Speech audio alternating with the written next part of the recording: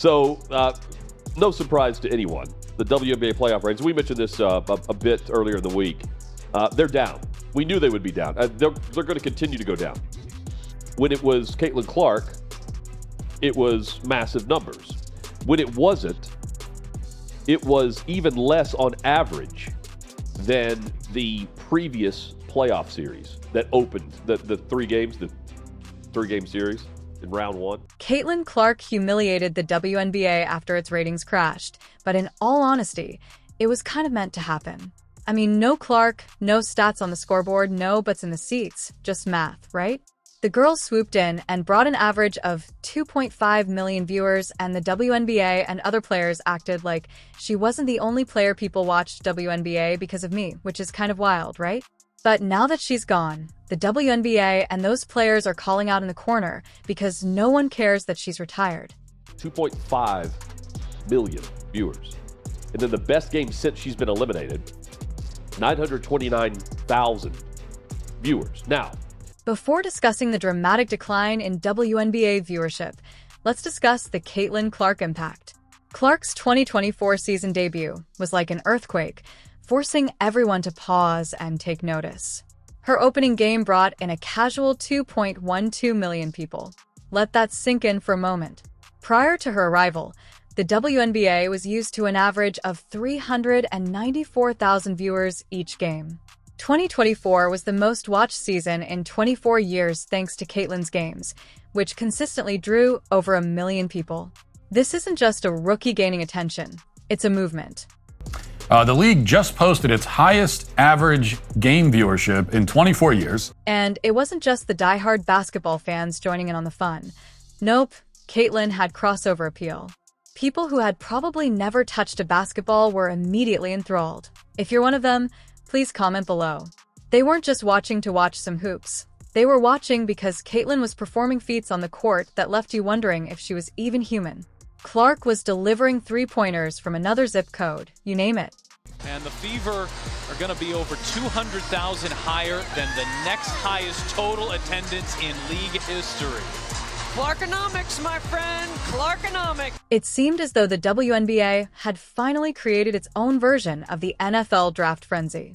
Not only was there a draft, but merchandise sales skyrocketed, especially for Clark's jersey.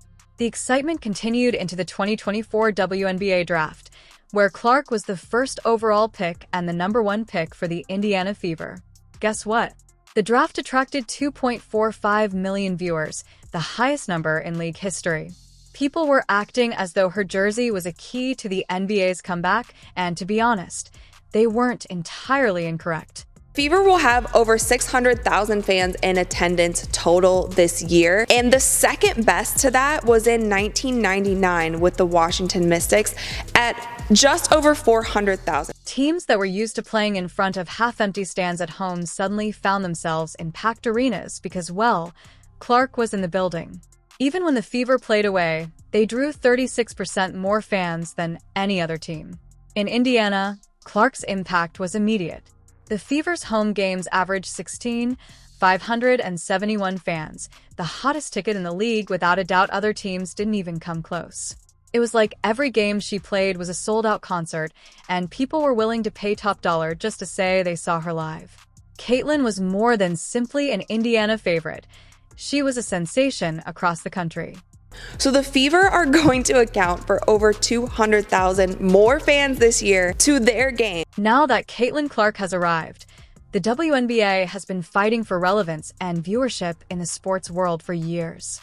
Fans who had never heard of the league before were tuning in religiously, and every game, she was and felt like a must-watch.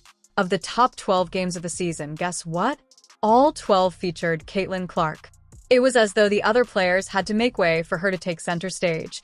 No other player could compete with her gravitational pull.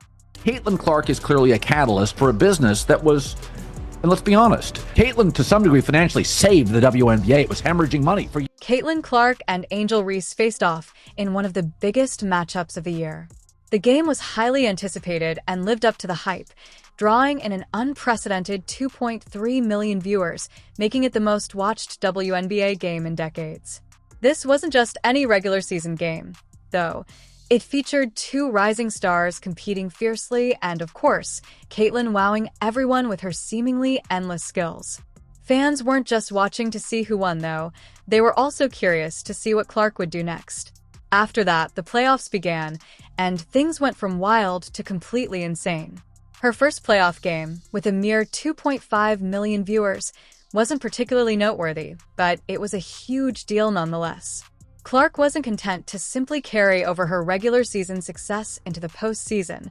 Rather, she amplified it. She wasn't just playing basketball. Rather, she was putting on a show, and everyone was watching. Caitlin Clark is college basketball's biggest star. She's must-see TV, and she's growing the game in what some are calling the Caitlin Clark effect. Camille Gear has more from Iowa City. I'm looking.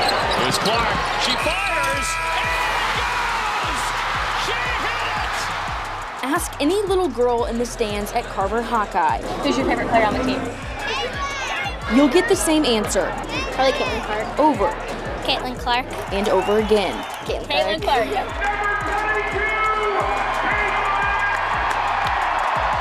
Everywhere the junior plays, attendance is up. Not by the hundreds, but by the thousands. Caitlin Clark and Angel Reese faced off in one of the biggest matchups of the year.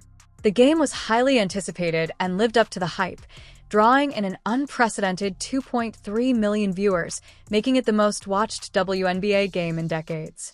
This wasn't just any regular season game, though. It featured two rising stars competing fiercely and, of course, Caitlin wowing everyone with her seemingly endless skills.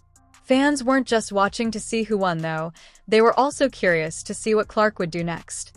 After that, the playoffs began, and things went from wild to completely insane.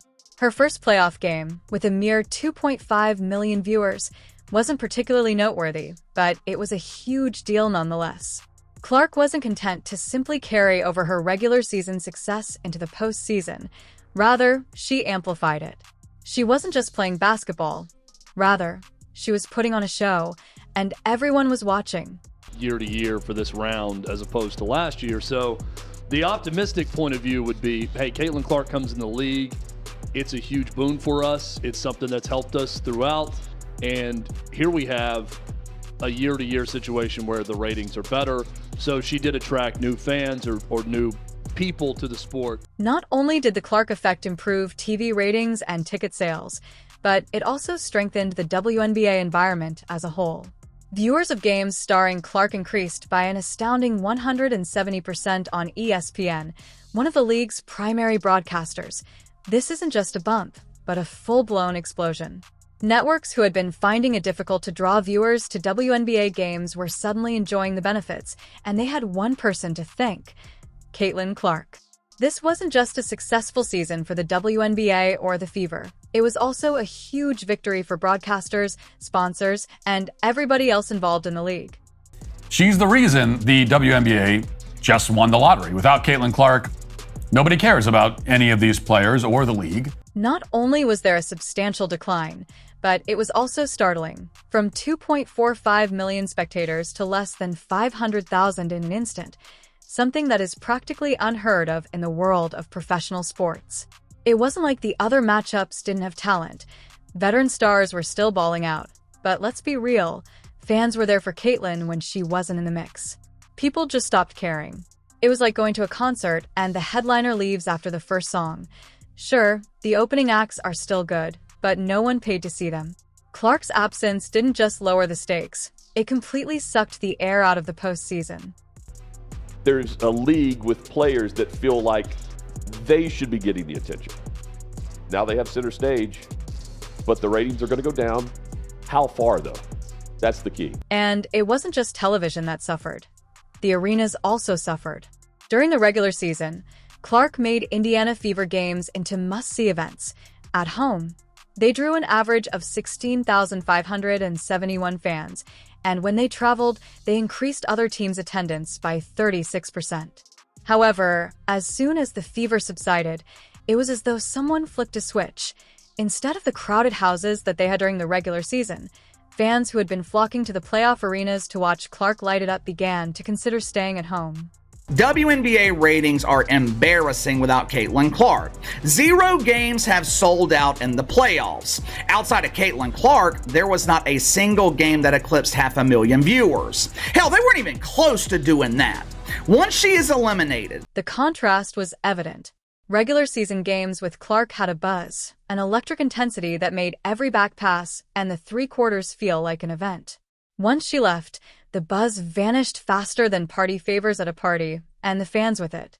The playoffs, which were meant to be an exciting capstone to an incredible season, instead served as a stark reminder of how reliant on one person the WNBA had grown. Without Caitlin, the enthusiasm vanished, and the league was left to pick up the pieces. First game between the Aces and Liberty, a rematch of last year's WNBA Finals between 2 of the league's most popular and successful teams, drew an audience of 929,000, ESPN announced, which is 50% less than the Fever's Game 1 against the Sun. The playoff ratings plummeted, and it wasn't just a slight decline. Rather, it was a complete collapse. Networks and sponsors who had relied on the Clark effect were left wondering what would happen in Caitlin's absence. It seemed as though no one was interested anymore, and that had to hurt. Even ESPN found itself in a bind. Down 50% compared to what it was like with Caitlin Clark for the 2 games that she was in the postseason. The entire event revealed some fairly unpleasant highlights of the WNBA's over-reliance on Clark. While every league has its share of superstars, the WNBA normally manages to carry on even with one star out of the picture. However, with Caitlin's injury, the season seemed to have lost meaning. In the end, Caitlin Clark's absence from the playoffs revealed a much deeper problem. Yes, she had single-handedly sparked a massive surge in viewership, attendance, and interest, but when she was no longer part of the equation, everything fell apart. The WNBA had ridden her wave of success all season long, but without her it was clear the league still had a lot of work to do to build a fan base that wasn't entirely dependent on one player. The WNBA received a taste of the limelight thanks to Caitlin, but more than one superstar would be required if the league wanted to stay there.